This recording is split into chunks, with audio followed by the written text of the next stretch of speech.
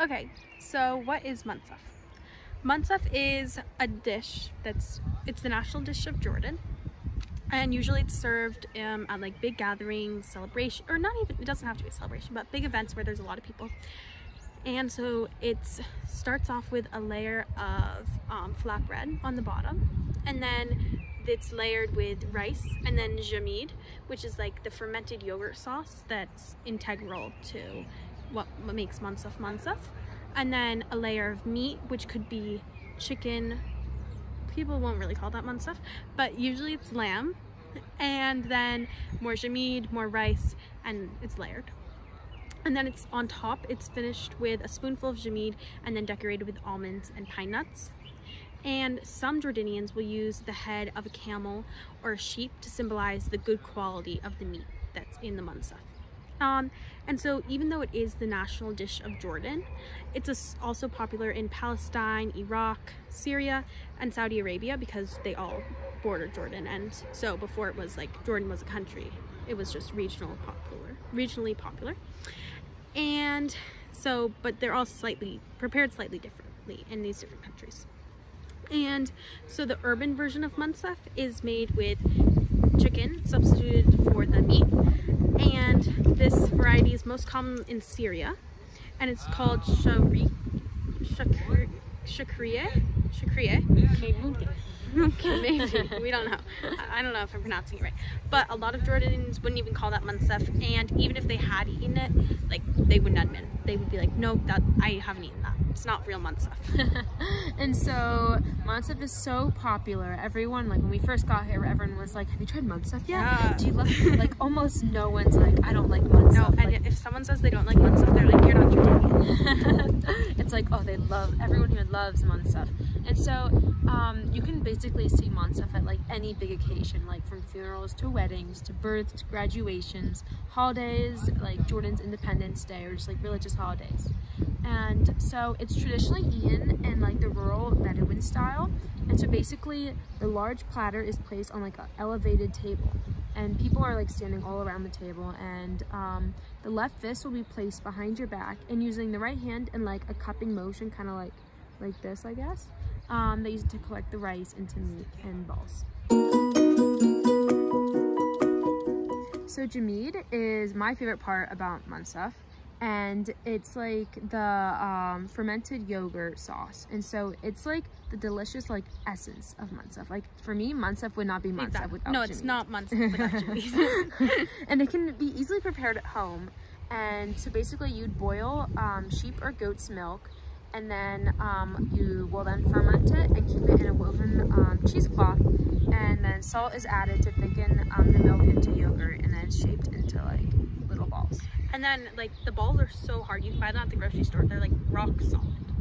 But so Karak, one of Jordan's most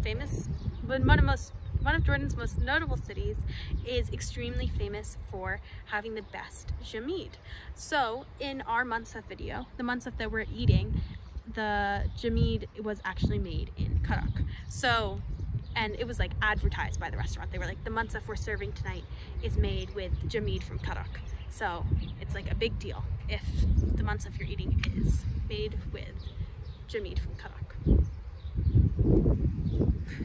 So Mansaf was originally prepared by the Bedouins in Jordan, and so originally they used camel or lamb meat.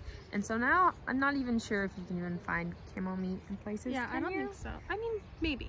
Maybe. In like very traditional Bedouin restaurants you might be able to, but usually you just have lamb. And so the meat was originally cooked in like a meat broth or ghee with a side of bread. And so rice, which you eat Mansaf with now, was actually not part of the original Mansaf. And so rice wasn't introduced into the dish until like the late 1920s. And the jamid, the sour like fermented yogurt, is like a very recent development as well. So the original Mansaf is so different from like the Mansaf you have today. And so it wasn't fully developed to its like current state until the Hashemite mandatory era of the early 20th century.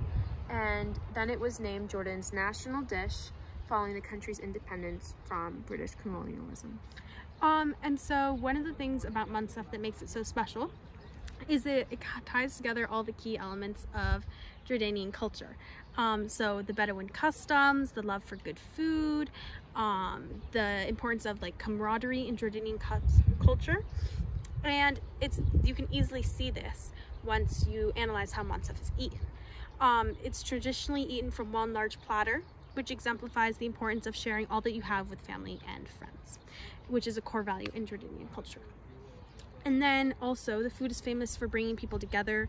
All throughout history, people have come together for meals, but you don't see this anywhere, like you don't see this camaraderie in any other dish as much as you do with Mansaf, and how much it brings people together, and also how much shared love there is for this one food. Everyone loves it, and it's a symbol for them of their like origins, their culture, and it just really brings people together here. Hi, so Julie and I are here with our friend Neda, and we are gonna have Mansaf. Okay, so basically it's Ramadan and we're fasting. So Asha woke up in the morning to eat, and I didn't. Neda didn't. So we're both really hungry and really thirsty. I woke up thirsty, so I'm hard. Me too, but we have our waters here ready. We have like not even 15 minutes to go. We have our dates ready. Neda looks exhausted. But we're almost there. We all look exhausted. Yeah.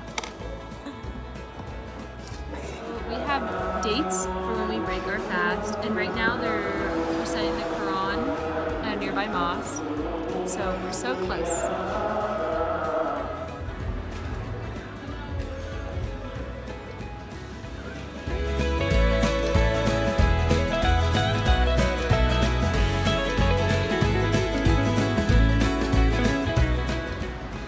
So here's our Mansaf. We have lamb, rice, pine nuts or almonds. No, are those pine nuts or almonds? Almonds. Almonds?